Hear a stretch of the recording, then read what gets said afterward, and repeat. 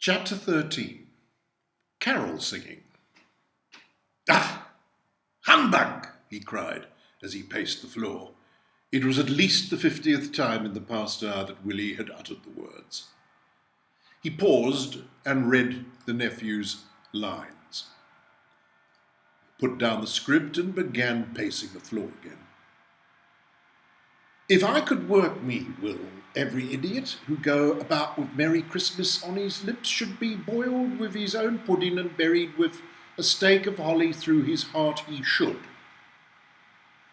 Willie sat down on the end of his bed and gave a sigh. "Well, I nearly got it," he muttered to himself. "I got to be a bit more grumpy." He rose. "Nephew," he said briskly, "you keep Christmas in your own way and let me keep it in mine." He stopped and hit the open palm of his hand with his fist. "No, it don't feel right. I'm a bad-tempered man and I don't like being interrupted like." He began again. "Nephew, you keep Christmas in your own way and let me keep it in mine." A loud knocking at the front door made him jump. "Blow it," he grumbled. "Just when I was getting it." He frowned and walked towards the trapdoor. Immediately he realized how Scrooge must have felt when he was interrupted.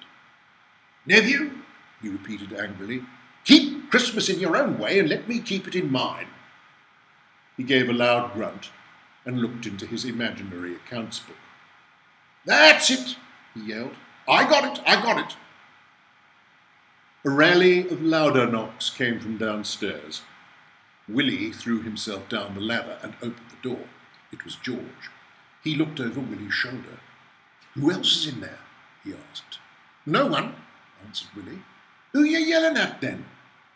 Willie looked at him blankly for a moment. "Oh," he said, realizing what George was talking about. "I was just going over me words like." "I could hear you from here." Willie blushed. "Only from the front door, mind.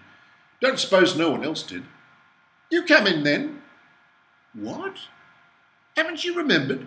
It's Thursday, doughbag. We got carols." "Thought you'd be there first, seeing it's Mr. Oakley's first practice like." "Oh, yeah," said Willie hurriedly, and he flung his scarf on. "Am I late?" "No. We's all just a bit early." Willie slammed the front door behind him. He ran after George along the pathway towards the back entrance of the church. Already there were people seated in the benches on either side of the altar. Tom was sitting at the organ, a large scowl on his face. Willie caught his eye and smiled at him. He knew that the scowl meant he was just a bit shy. Edward Fletcher and Alec Barnes came in at the front door and joined the men right of the altar. Edward's voice had now evened out into a wobbly tenor. Alec, the large, dark-haired 16-year-old, was looking very embarrassed. Everyone wanted to know if his father had been using the King children as slave labour or not. Behind Alec sat Mr. Miller and Hubert Pullet, the son-in-law of Charlie Ruddles. He was a poker-faced pale man in his 50s. Next to him sat the twins' father, a handsome, freckle-faced man with thick, wavy red hair. Ted Blakefield, a local thatcher, sat beside him. The oldest member of the choir was Walter Bird, still wearing his tin hat, and the only one with a gas mask. George sat in the second row to the left of the altar, next to two older boys, while Willie joined the younger ones in the front. Tom stood up and gave two short taps with his hand on the top of the organ. "We'll begin with Hark the Herald," he said, smoothing out the pages of his music. He waited until everyone had found their places before playing the short introduction. After the first few notes, he stopped. No one was singing. He leaned around the organ. "Oh, what's the matter?" he inquired. "We was just listening to you playing like," croaked Walter. "You keep in tune, didn't you?" Tom grunted. "I ain't here to listen to myself." "One more time." The men suppressed a grin between themselves. Still the same short-tempered Mr. Oakley, they thought. Tom played the introduction once more, and they joined in. "You call that singing?" he interrupted gruffly. "Sounds like a dirge." "A dirge, Mr. Oakley," interspersed Mr. Miller, his balding head shining with perspiration. "A dirge," repeated Tom. "This is to be a carol service, not a funeral. Lift them up with your voices. Don't bury them." George gave a short laugh and slapped his hand sharply over his mouth. Tom glared at him. "Put a bit of that laughing in your singing, boy," he said. That was what Rachel would have suggested, he thought, and he sat down and turned to the beginning of the carol. "Once again." They lifted up their books and sang with even more fervour. "Getting better. Good cure for insomnia, though. Send at least the first 4 pews to sleep. Now," he said, turning over several pages, "let's wake 'em up with Glory to the Newborn King. 'Tis good news." Willie took a deep breath and pictured in his mind a rainbow, its rays of coloured light pouring down from massive clouds. "In the triumph of the skies," he sang, "glory to the newborn King." "Good," said Tom, when they'd finished. "William, you's getting the idea, but you're singing up to the ceiling. Sing it out front." He turned to everyone. "All of yous, sing it out through them doors and through the village."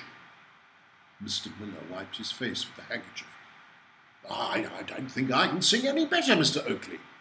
"Don't let Hitler hear you say that," replied Tom. "Now, one more time." They sang it through twice, and then as a contrast followed it with a gentle rendition of Silent Night. The rehearsal ended with a rousing version of "O Come All Ye Faithful."